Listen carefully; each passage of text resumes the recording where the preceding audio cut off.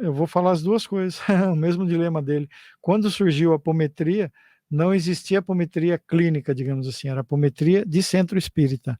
Mas, porém, entretudo, contanto, todavia, muita gente que trabalha em centro espírita às vezes é terapeuta. Então, eles foram, na verdade, o primeiro que aplicou os princípios da apometria era um porto-riquenho que morava no Rio de Janeiro e que ele fez algumas experiências ao estalar os dedos e ele percebeu que os pacientes dele se sentiam melhor. E ele tinha um diagnóstico melhor do atendimento dele. Não tinha nada de espírita. Esse porto-riquenho, Luiz, alguma coisa, José Luiz, alguma coisa Luizas, ele não tinha formação espírita, nem trabalhava em centro espírita, nem um bandista. Oh, e ele atendia pessoas, ele cobrava, primeiro, tá? Aí ele levou isso para o Sul, num simpósio, num congresso lá, e o Lacerda viu isso numa demonstração, ficou impressionado, foi para casa, falou com a esposa dele, vem aqui minha esposa, que ele era médium, vamos fazer um teste que eu descobri a América agora aqui, vem aqui, senta aí, vamos desdobrar, tum, tum, tum, desdobrou ela, mas ele era espírita, então ele pegou essa ideia de outra pessoa. E ele só sabia isso, desdobrar. E ele contava o número de pulsos conforme a idade da pessoa. Já imaginou? A velhinha tinha 95 anos. Vamos desdobrar, dona Marieta. 1, 2, 80, 90, 95. Aí desdobrou. Já pensou? Aí vamos trazer de volta. Tem que contar a mesma coisa. 95, 94, 90. Dormi já. Aí ele mudou. Aí ele criou. Ele falou: vamos tentar, né? Eu acho legal as pessoas corajosas que tentam. Assim que se descobre o mundo, assim que se descobriu o avião e tudo mais, né? Tem que ter coragem. E aí ele usa 7 pulsos. Então, não era cobrado no começo. O porto-riquenho, ele descobriu isso à toa, assim, digamos, numa coincidência. À toa não, vai. Tira essa palavra. Numa coincidência, ele descobriu isso e repassou. O Lacerda aprimorou dentro de um centro espírita. E aí começou a ter congressos de apometria, a Sociedade Brasileira de Apometria, a Associação Brasileira de Apometria, Sociedade Brasileira de Apometria. Eles faziam reuniões e viam pessoas de vários lugares do Brasil. E normalmente eram espíritas, eram umbandistas, tal, que trabalhavam lá. Então foi encampando com a ideia religiosa. Só que vinham terapeutas. E aí surgiu um terapeuta. Foram surgindo aos poucos, né? Mas tem um no Sul que eu conheci ele pessoalmente. Eu fui lá em Lages, Santa Catarina, conheci ele. Eu trouxe ele para fazer palestra lá em Suzano. É o José Godinho, eu trouxe ele, e ele é terapeuta, e ele começou a aplicar, ele também era espírita, ele começou a aplicar clinicamente, e ele cobra, e ele faz uns trabalhos excelentes. E aí foram surgindo muitos terapeutas no Brasil, e aí criou-se esse dilema. E aí na Sociedade Brasileira de Apometria, quando tinha as reuniões, tinha um grupo que ficava falando, deve cobrar ou não deve cobrar? Então juntou em 2 grupos. Um grupo que era mais voltado à religiosidade, não deve cobrar, não deve cobrar, não deve cobrar. E o outro deve cobrar, normal, melhora a pessoa. Não melhora? Sim. Algum espírito já chegou a falar, pelo menos eu trabalhando, não pode cobrar, senão eu não vou ajudar. Não. Quem lê carta, eu estou defendendo os 2 pontos de vista, tá? Um cigano, uma cigana que lê carta, fala para a pessoa que não deve cobrar? Não. Então, quem é dirigente de uma casa espírita umbandista, eu já tive espaço, você tem que pagar aluguel. Então vamos lá, R$ 1.500 de aluguel, água, luz, telefone, limpeza, manutenção, cadeira e PPB. Você sabe como é que é. Tem que ter. Aí temos que cobrar. Para quê? É para remuneração do profissional ou para manutenção do espaço?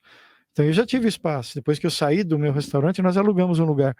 Durante 20 meses nós ficamos lá. 1 ano e 8 meses.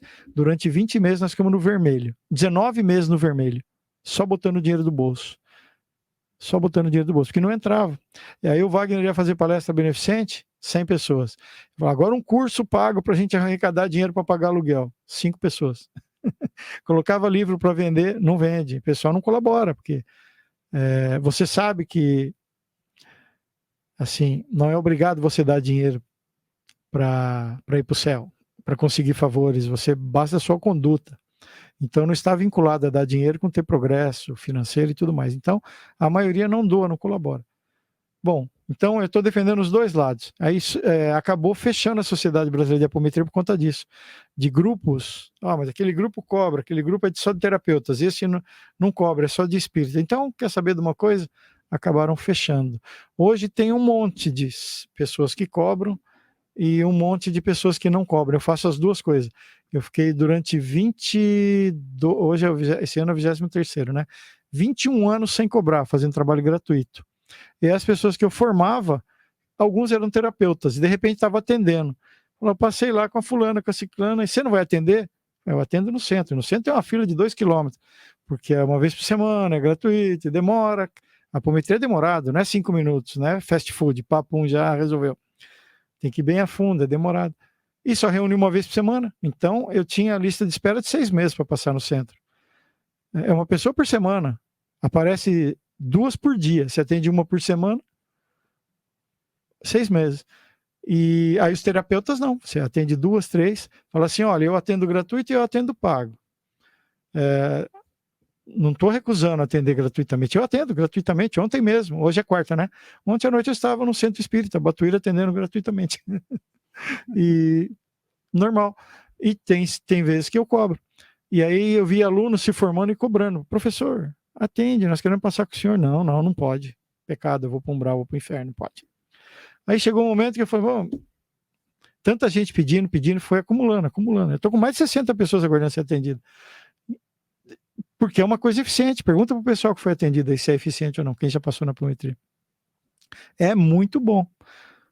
Então, o dilema é esse, meu amigo. Tem pessoas que cobram, tem pessoas que não. Eu nunca ouvi um espírito falar que não pode ajudar se estiver cobrando. Um outro exemplo, né? A apometria, o pessoal do candomblé cobra e cobra caríssimo. Qualquer trabalho lá é 3 mil, 4 mil, 5 mil reais. Na Umbanda não se costuma cobrar.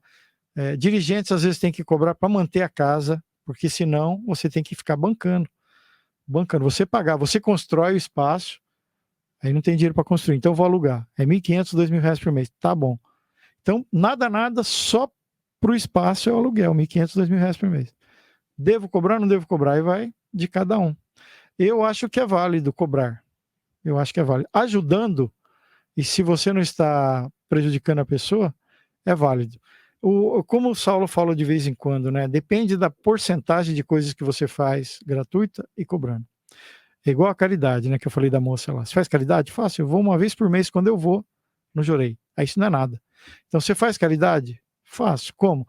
Eu atendo 10 pessoas por dia.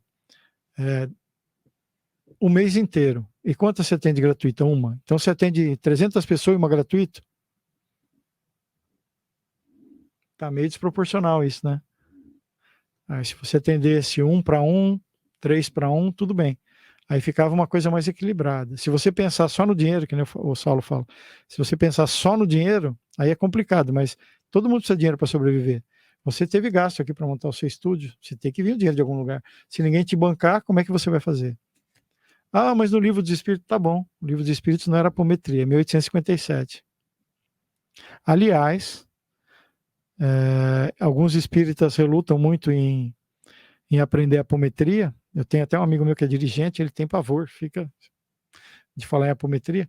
E um dia eu estava numa palestra de um escritor que escreveu Exu, o Guardião do Karma. Você tem esse livro? Conhece? Esqueci o nome do autor, Alexandre, não lembro agora. E era sobre apometria. E aí nós estávamos falando lá, ele disse o seguinte: se hoje o Allan Kardec estivesse vivo, ele estaria estudando apometria, porque ele era um estudioso, professor de matemática e francês. Ele estaria estudando apometria, reiki, jorei, cromoterapia, tudo isso daí. Medicinas alternativas, e ver de que forma que o espírito atua com isso daí, curando, melhorando e tudo mais. Excelente, você acabou de assistir a mais um corte da TV Consciência Próspera. Espero que tenha gostado. Caso tenha interesse em assistir o episódio completo, basta clicar no link que está na descrição deste vídeo. E se você quer receber mais conteúdo sobre desenvolvimento pessoal, espiritualidade e autoconhecimento, se inscreva aqui no canal. Gratidão e que as melhores energias cheguem até você.